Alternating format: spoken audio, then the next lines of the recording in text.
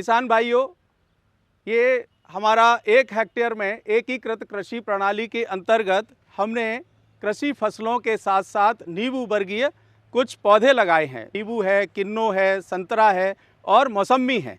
ये कृषि विज्ञान केंद्र ललितपुर की तरफ से राष्ट्रीय प्राकृतिक खेती मिशन योजना के अंतर्गत किसानों के लिए प्राकृतिक खेती, कम लागत की खेती कैसे की जाए, आप देख रहे हैं। ये आपका गेहूं लगा है, बगल में अलसी लगा है और एक दलहनी फसल मसूर लगा है, आप देख रहे हैं ना।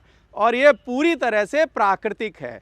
समन्वित कृषि प्रणाली मॉडल, इसमें क्या देख रहे हैं, पशुपालन, गौवंश, बकरी पालन, कुक्कुट पालन, केंचुआ पालन, मधुमक्खी पालन, नाडेप कंपोस्ट।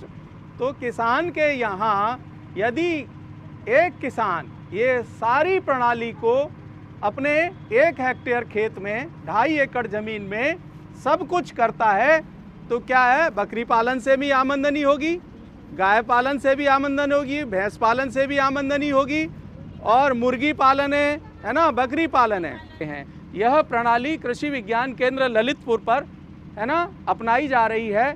पास ये एक तालाब है, इसमें हमने रोहू, कतला, नैन ये वैरायटी का मछली डाला है और एक अच्छा आमदनी का जरिया है। जब बरसात का मौसम आता है तो पानी वैसे भी यहाँ भर जाता है, तो अगर कोई किसान थोड़ा सा अगर प्रयास कर ले और तकनीकी रूप से सक्षम हो जाए तो एक अच्छा आमदनी का जरिया बना सकता है।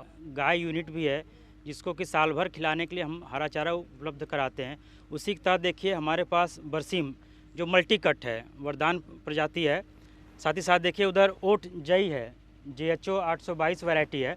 तो किसान सीम से तो सिर्फ प्रोटीन की पूर्ति हो जाती है, लेकिन अगर किसान भाई जई भी लगाते हैं उसमें कार्बोहाइड्रेट की मात्रा ज़्यादा होती है, तो पशुओं को प्रोटीन के साथ साथ कार्बोहाइड्रेट भी मिलेगा, इससे उनका स्वास्थ्य भी सही रहेगा और दूध का उत्पादन अच्छा होगा। ये बुंदेलखंडी नस्ल की बकरी बहुत ही अच्छा ब्रीड है और इससे किसानों को बहुत अच्छा आमदनी होता है। तो मैं किसान भाइयों को यही सजेस्ट करूँगा कि किसान खेती के साथ साथ बकरी पालन भी करे, मुर्गी पालन भी करे, गाय पालन भी करे, तो उससे अच्छा आमदनी जरिया बन सकता है। धन्यवाद। लेकिन ये जो सब्जी की खेती होती है, चाहे ये आप अपने घर के उपयोग के लिए, गृह वाटिका के लिए करें या व्यवसाय के रूप में अपना सकते हैं।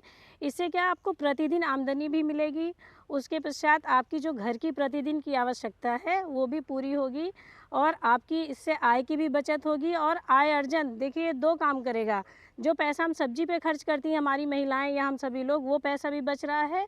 दूसरा, जब उत्पादन हमारे खाने से ज़्यादा हो जाएगा तो उसे हम बाज़ार में ले जाके बेचेंगे और उससे आय अर्जन का भी कार्य होगा।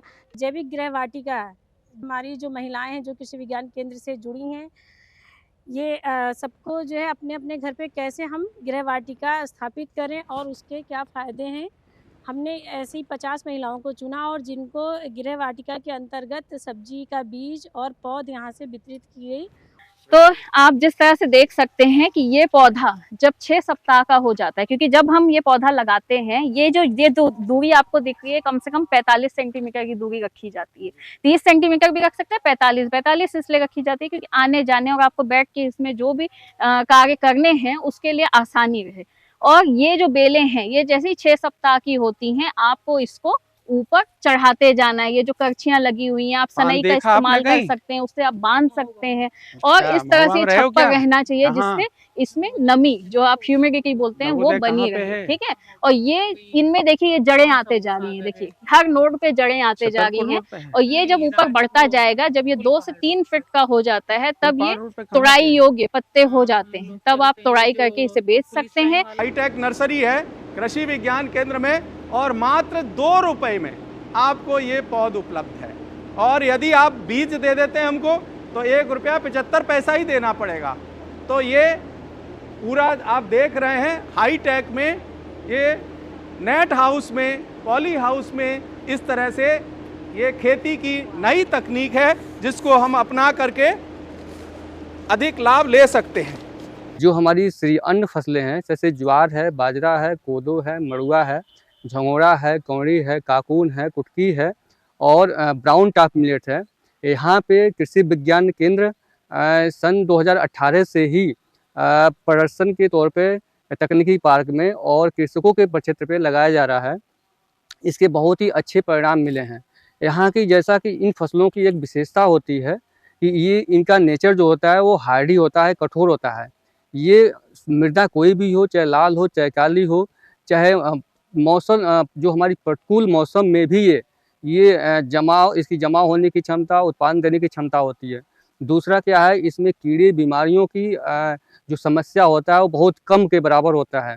तीसरा क्या है कि इसकी जो गुणवत्ता है, इसकी जो इसमें न्यूट्रिएंट या पोषक तत्वों की मात्रा है, अन्य जो हमारी फसलें हैं जैसे गेहूँ है, मक्का है या धान्य जो फसलें हैं उससे अधिक होती हैं। ये स्वास्थ्य के लिए भी बहुत फ़ायदेमंद है। इसके साथ-साथ इसमें इनके जो उगाने में, उत्पादन में जो कृषि निवेश जो अन्य फसलों में ज़्यादा लगता है, इसमें बहुत कम लगता है।